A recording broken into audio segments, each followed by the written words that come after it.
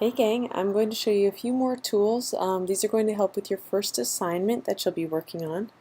And so we're going to start with, I believe, a few mark making tools. So we've got down here on the left, we've got a few tools buried together, and we're going to work primarily with the gradient tool and paint bucket tool.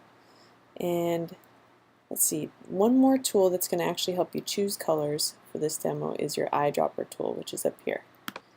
Okay, and it also has some other tools buried under it that you won't have to worry about yet.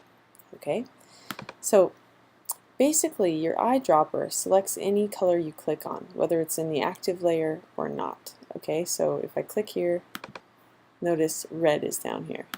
Now it's that same color, kind of mustard yellow, green, and that's nice because it selects this color so now you can work with it with a mark making tool.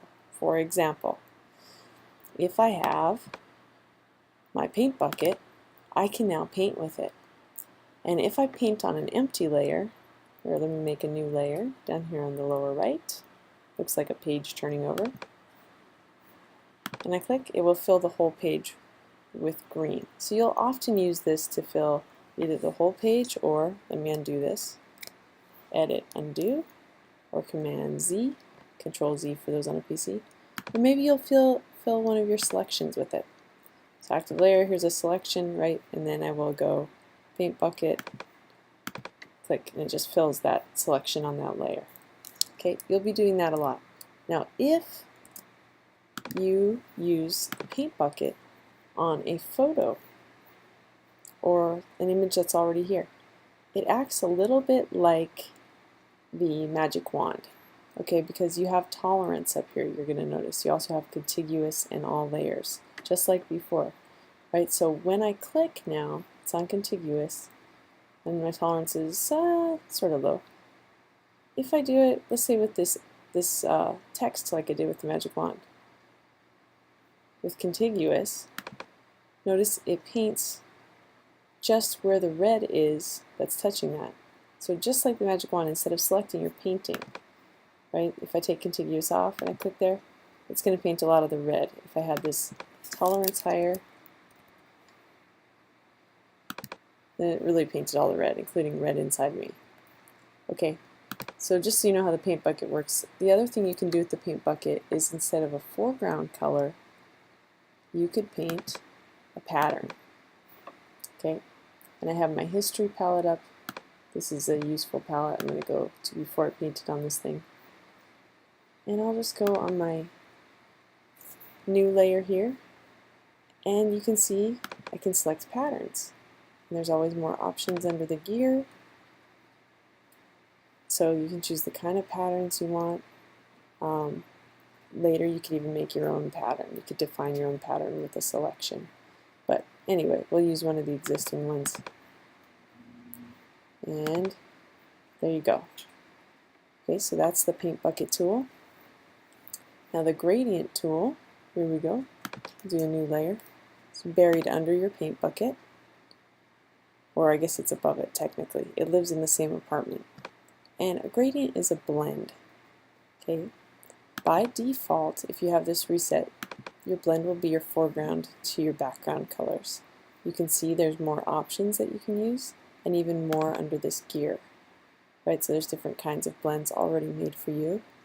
You can also reset your gradients if you want to get back to that default setting. Now when you see this sort of option where it's a color to this grid, that means foreground color to transparent. This last one looks like black to white but semi-transparent. And you can also change these gradients, kind of customize them. So if I chose one and I double clicked on it, let's see up here, oh there we go, you can see you can work with this gradient more. So I can click on one of the stops and I can actually double click to change the color. I could click, and then if I click out here it makes another one, a duplicate of it. I can move them, switch the order. I can switch the midpoint to which they blend. I could also click on one and delete it. or you can also delete it by dragging. I think you can drag it off. Let's see, like that, drag it off. Okay, you can also change colors on here. So a lot of ways to customize that. Let me cancel that. And I'm just going to go to our default. So this one you can just easily change the colors by changing your foreground and background colors. And other options, you can change the shape of your blend. Okay, so this is linear right now. You could do radial, a circle, and then some different shapes. Okay, I'm just going to leave it on our normal setting, completely opaque, like a wall. You can't see through it, and I'm not going to reverse it. And if there's transparency, I'm going to allow it. I went ahead and made a new layer, and I'll just show you how it works. So I'm going to click here and drag, so I'm holding my mouse down, and wherever I end will be where the blend ends.